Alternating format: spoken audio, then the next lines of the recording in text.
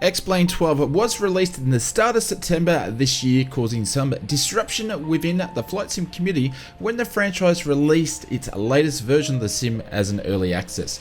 This was met with mixed feelings. Some simmers expressed and felt short of their expectations to what they wanted the sim to be, others met it with praise. Now the hype has died down, let's have a look at where X-Plane 12 is up to.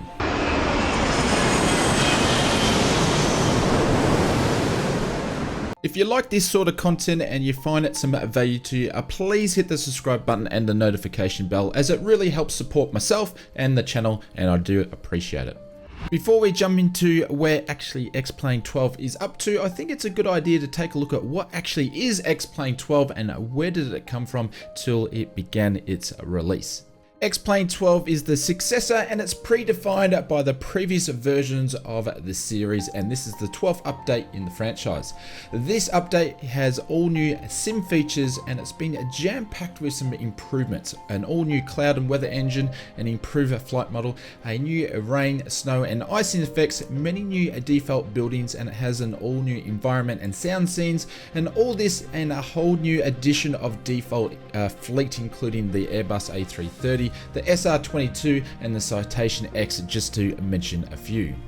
To get to the point of release, X-Plane 12 had been in a private alpha test program with third-party developers since December 2021. They did 38 versions of the build and they were tested before the final beta was released. X-Plane 12 did release as a early access beta. With that being said, there will be many bugs to fix and many improvements to still be developed for the simulator. I expect the way that we see X-Plane 12 now will be much improved in 12 months time and another 12 months after that. With that all being said, since the release of X-Plane 12, the team have been hard at work with 6 new beta builds have been released since the initial launch time. Beta 1 and 2 were basically a couple of small updates released shortly after the release. Beta 3 was more focused on the stability. Then beta number 4 come along, and again we saw more fixes to crashes to desktops, and a large number of bug fixes were on the way. Beta 5 and 6 we have seen a fewer crashes to desktop issues, but more general bug squashing and a quality of life improvements to the sim. Now that those initial beta and updates releasing, really fixing the crashes to desktops, bug fixes and quality of life, the development team is focusing on a few main areas of work, which includes an up-to-date clouds. They are working on shaping of the quality of the clouds, improving the resolution and fixing artifacts and improving the performance of clouds. The team is also working on lighting. There is some lighting scattering bugs that is affecting the sim, and the team is addressing them and working on improving the auto exposure and the tone mapping to improve lighting in the sim overall. The Airbus FMC is still being developed, and hopefully we will see that soon, and the guys are working hard on that.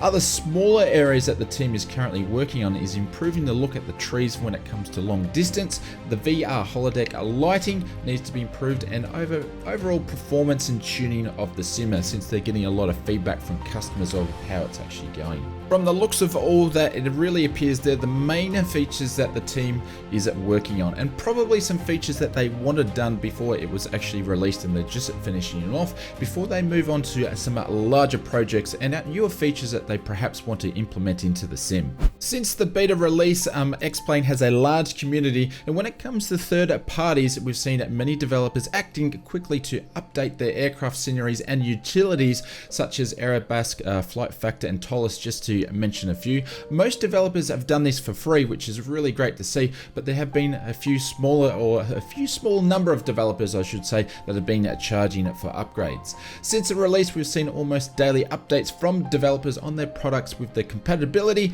of the new sim, not to mention the large number of X-Plane 11 products that have been able to be ported across without any additional development, and some of the community members have just been able to put their old products into the sim and everything works.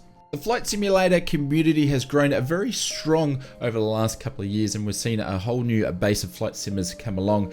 And when it comes to freeware support, since X-Plane 12 has surfaced, a well-known website such as flightsim.to, which is a staple Microsoft Flight Simulator source of freeware, has now dipped their hat into the ring when it comes to the X-Plane family.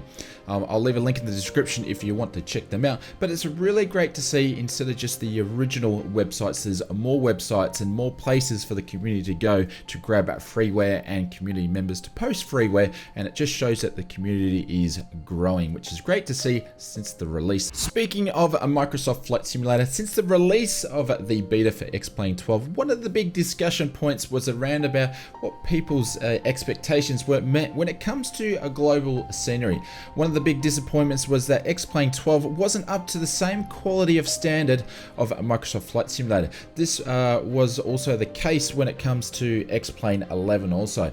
That being said, there is no need to worry. You can still improve the global environment of X-Plane 12 dramatically by creating your own ortho imagery.